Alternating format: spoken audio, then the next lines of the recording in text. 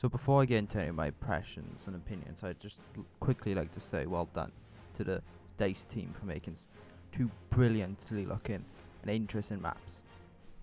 So as you can read from the title, I will be talking about my reaction to some of the YouTubers' gameplay that is shown from the Iwo Jima and Pacific Storm.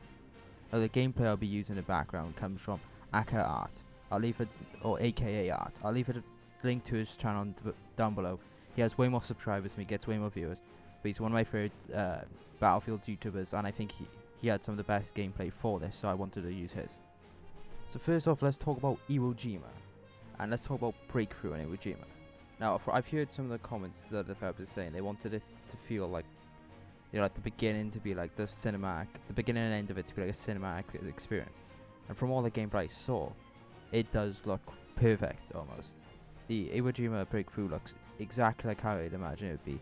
I don't think really there's much they could do to improve it other than like balance and changes. So well done DICE there for making what looks to be the best breakthrough mode out there.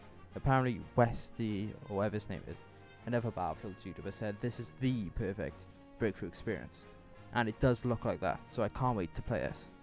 Now let's talk about Iwo Jima Conquest. I've heard some people have issues with it about its size, as in like it's a lot of walking. But this is more akin to the type of Battlefield gameplay I like. I didn't like Conquest that much on most of the maps in Battlefield 1.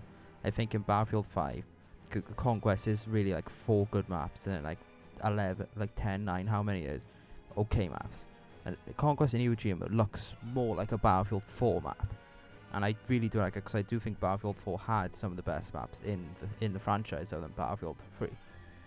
So with how the Iwo Jima Conquest looks, I'm all excited for it and I can't wait to play it. I'll give more opinions once it actually comes out, and the day comes out. I'll make sure to pay off and give a more summarized, a more like proper opinion on it. I'll do a bit of research about the maps and so yeah. So Iwo Jima Conquest, I can't wait to play it. It looks more like the Battlefield experience. So I'm really happy about it and I can't wait to play it. And finally, let's talk about Pacific Storm, which is based off Parcel Storm from Battlefield 4. And again, I only saw Conquest for this map, so I haven't seen any other gameplay.